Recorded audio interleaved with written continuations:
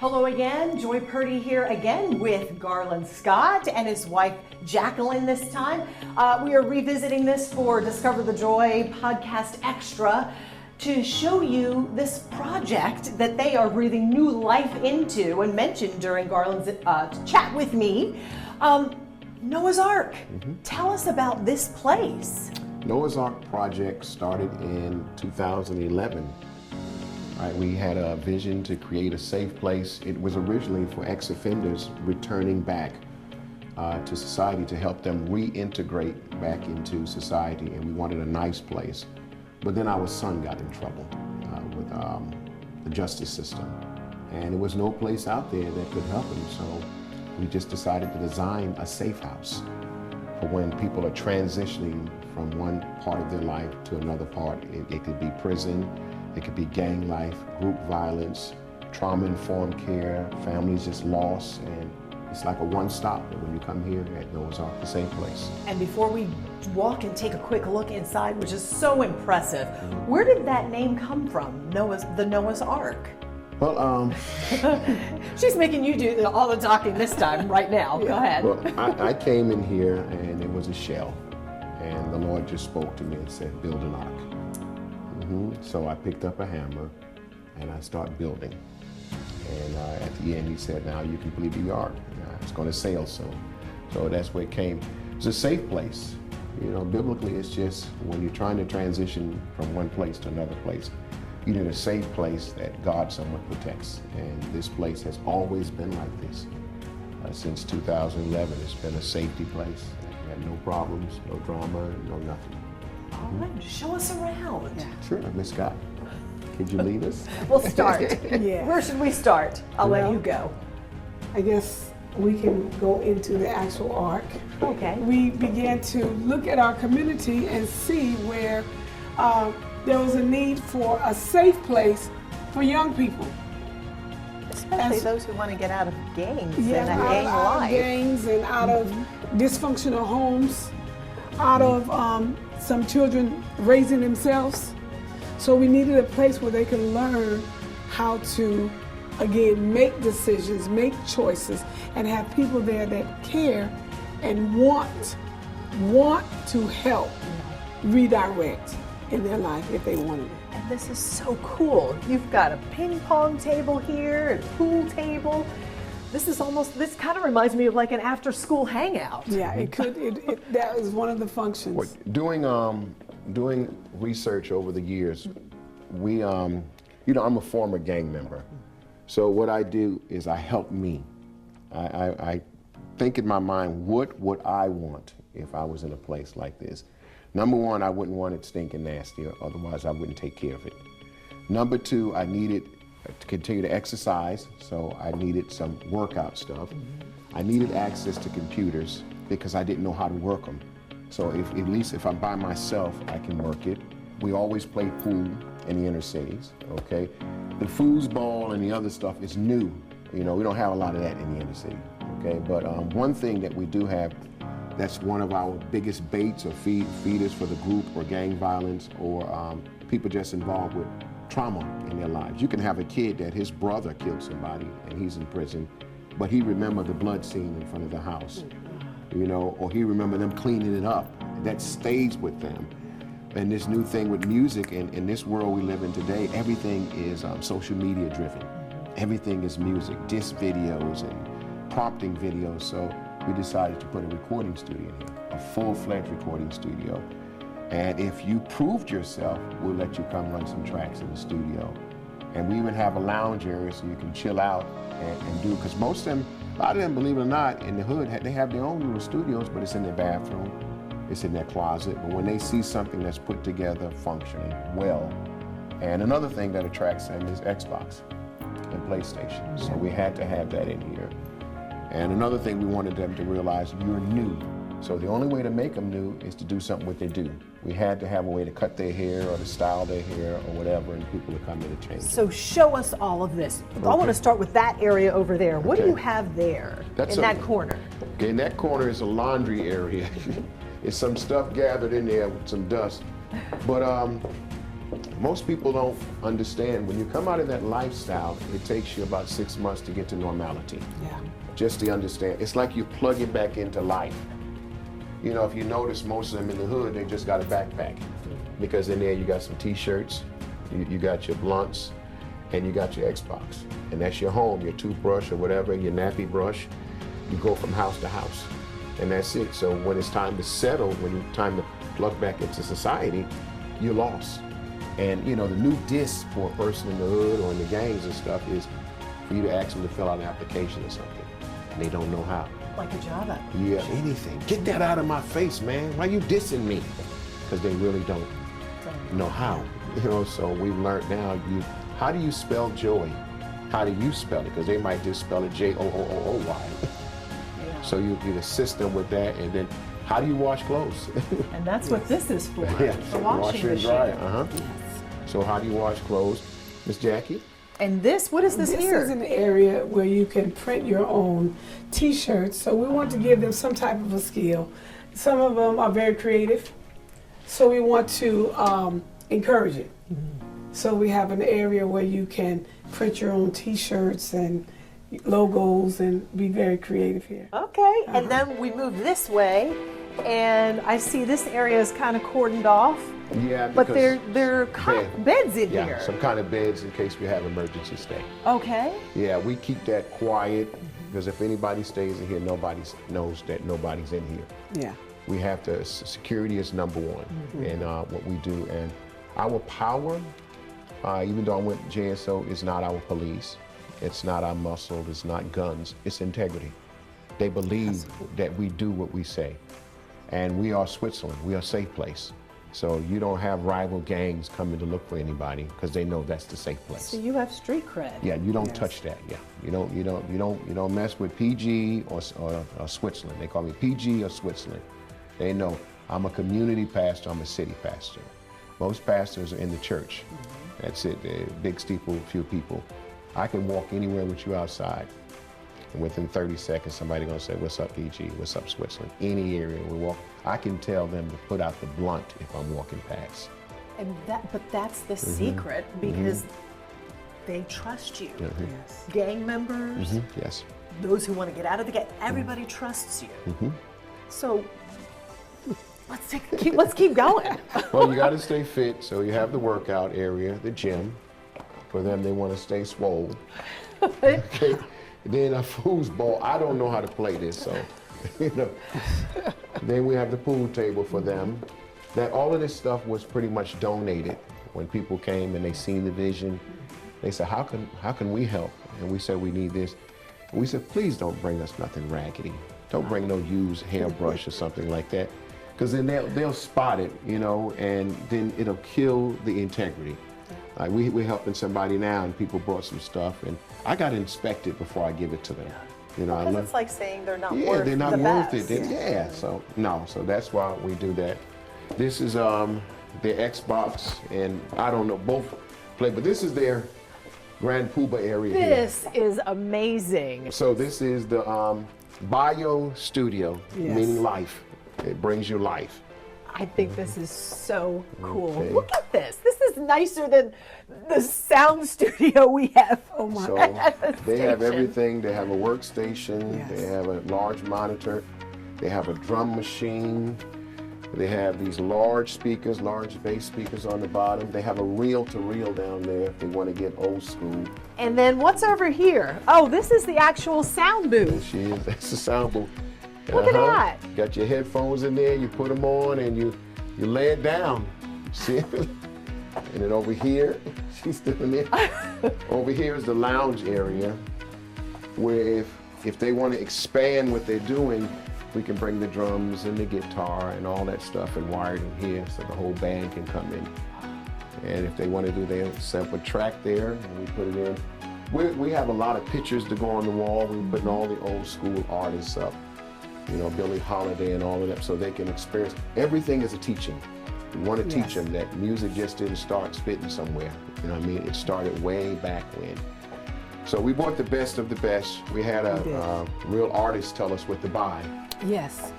So we all digital. So it's not going away for a while. Everything's up to date. This is the area you were talking about. Well, this stage though, well, we have two parts for this stage. This stage was designed for a green screen to come down. That's why we have lights here. So they can do videos and the cameras go up there. So that's why all of this was designed here. This is a life changer. As you put them here and you get their hair cut. We got somebody we got to bring now, Yes. a kid, and his hair is really bad. And a fresh haircut or a hairdo, whatever, because we have to do the women too. Some locks or whatever they do in their hair. When they do that, they feel brand new. So we have to take care of that. And clothing. Give them some decent clothes. A lot of them don't want to wear that droopy stuff no more. Then we have the, over on the other side here, is in here. Yeah, we have a, what do you call it, Miss Scott? It's just a computer room where you can go in, and if you don't have any computer literacy at all, then you can come in here and fill it. You can be by yourself and you can learn. You can come and do homework, you can do resumes, you can do research. So this is just for their convenience. Whatever they need that they don't have at the home, Wow. they're free. It's free. They can come in here and utilize this center. And we also designed it, you remember, for GED. It had to be spaced a certain way. That's why those boxes are like that.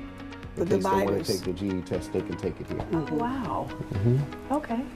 Yes. All right, and then there's another area. This place just keeps going and going. Okay, now over here, what is this area? This looks like a kitchen. Yeah, we started this construction on a kitchen.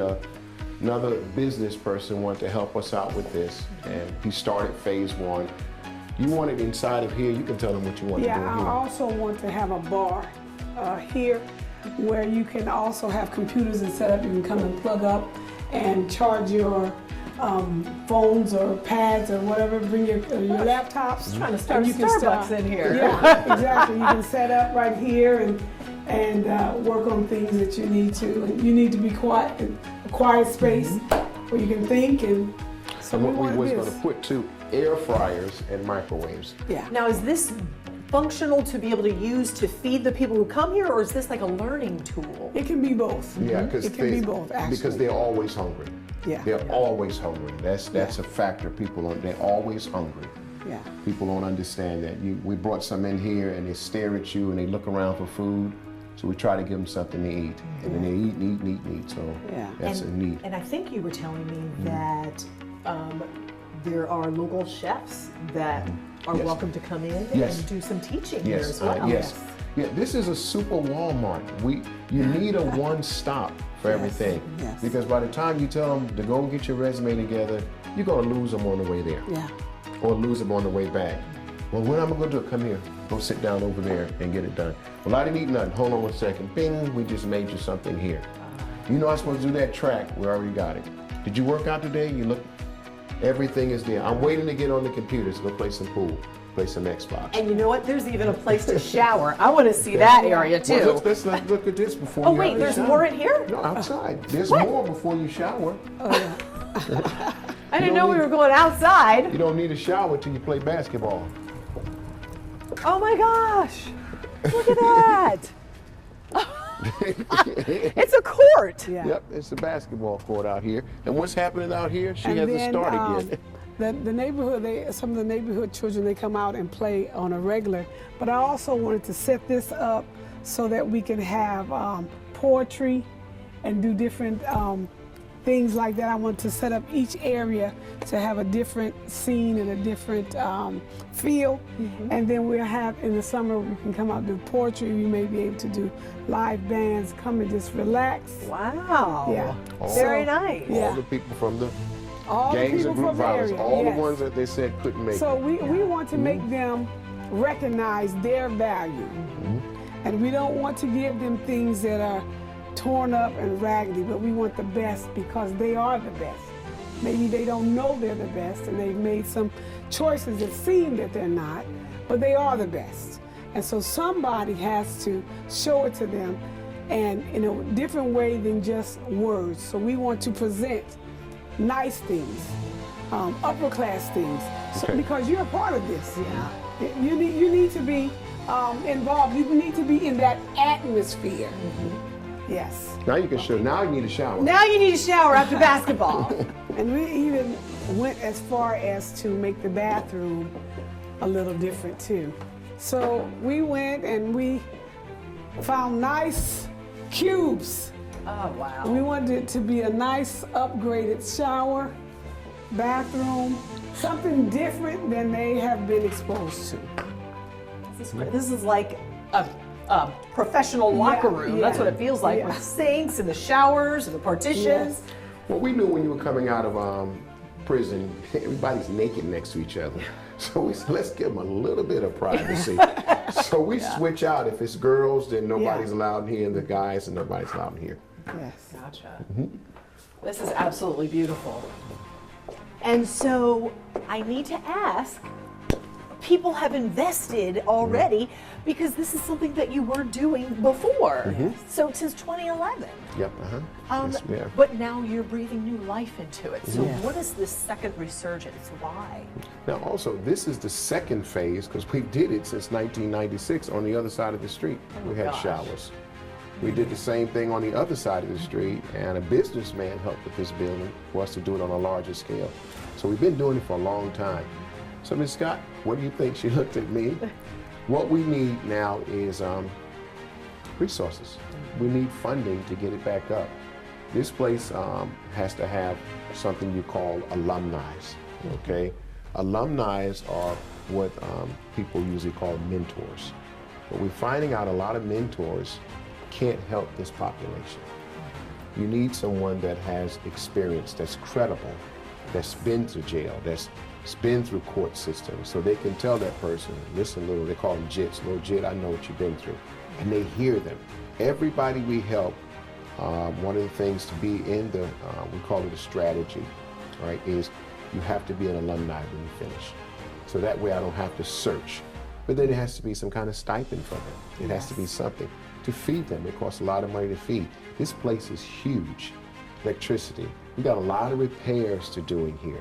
We need more bedding. Everything was donated. Florida A&M donated beds. Edward Waters donated locker rooms, and everybody always give. We're a non-for-profit 501c3 since 1993. Okay, so we've been around. Ms. Scott knows more. Well, I do know that at one point the city brought a program in to work with you, partner with you, but the city decided not to continue that program. Yes. And so now that that program's gone, you want to kind of bring this back to the Absolutely. way it was. Right, because just because the program leaves, the neighborhood stays, and the needs of the neighborhood continue.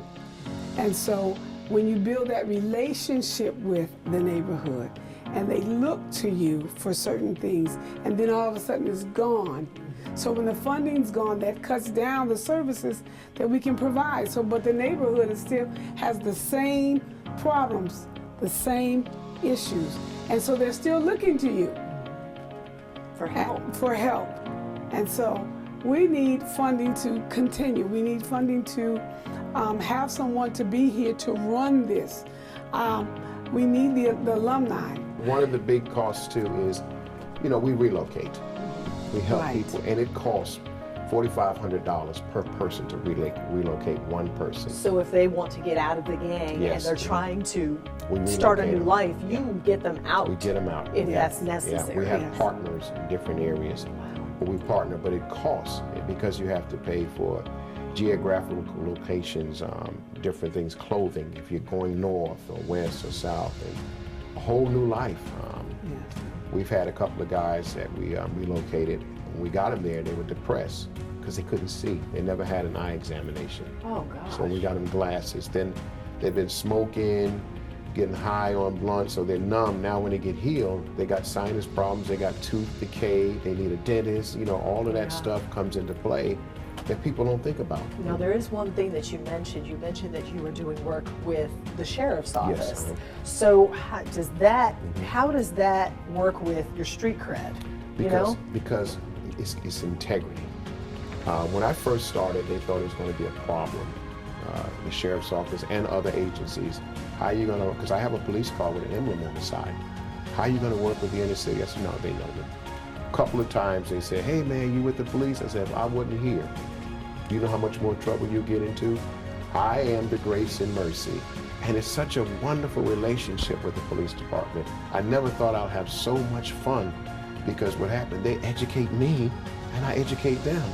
And we have an excellent outreach and support division now in the sheriff's office. So you go with the sheriff's office when they try to get to these gang members and let them know this is kind of like they're on their last straw. That's my job. I'm the outreach and support manager. And they say, hey, would you like to talk to Garland Scott? That's it. The gang group goes out, the gang unit, and they knock on the door, and we tell them, we know what you're involved in. We know what you're doing. We have proof.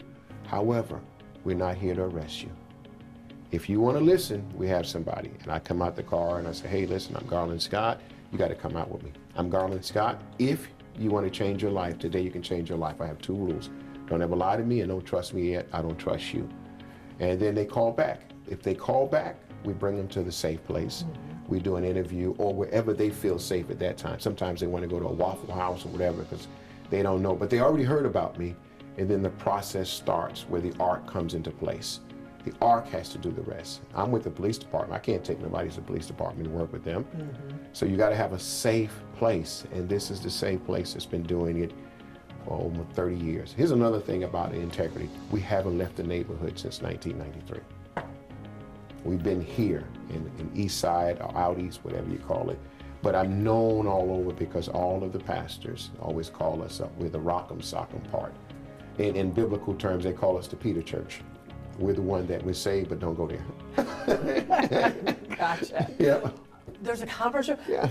There's more? Yeah, we got to do the conferences to discuss the cases. But we designed it to be soundproof because, you know, they know how to listen on walls and stuff and find out what you're doing.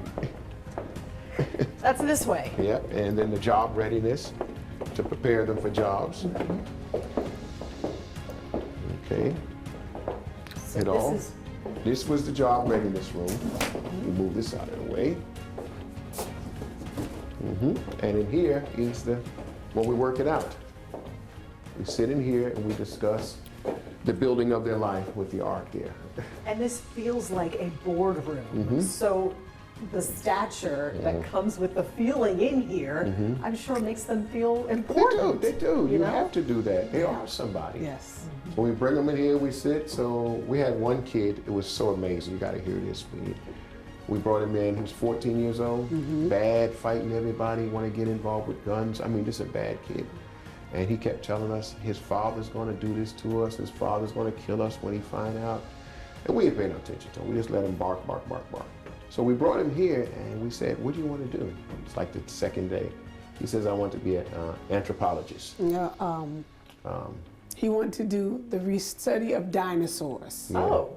So we said, you don't even know what that means. He broke it down. He said, we know what it means. And we said, why do you want to do that? He said, so I like dinosaurs and I can take care of my mama because I don't have no daddy. And he started crying, and all of us said, we'll be right back. We all ran in the security room and started crying too. He don't got no daddy because he kept telling us his daddy's going to beat us up. But he didn't have a daddy. He never met his daddy. He was just using that. So we found out where his dad was at. He was in prison in Miami or something. So we got him to Miami and he met his dad. And today his dad took him in. He's living with his dad. And they're doing general contracting work. Wow. Yeah. So that in this room right here, that took place. Yeah. A little kid. A paleontologist. That's A paleontologist. Thank you. Golly. What did you say? So he's doing great now. So that happened in here, in the conference. And I thank you. Thank you for showing us the inner workings of this safe house. And I'm sure anybody who's paying attention is going to want you to do well. Thank you very much, Garland. I know this is your first time on camera, so thank you for trusting me. This is Jacqueline. I appreciate that. Thank you for coming.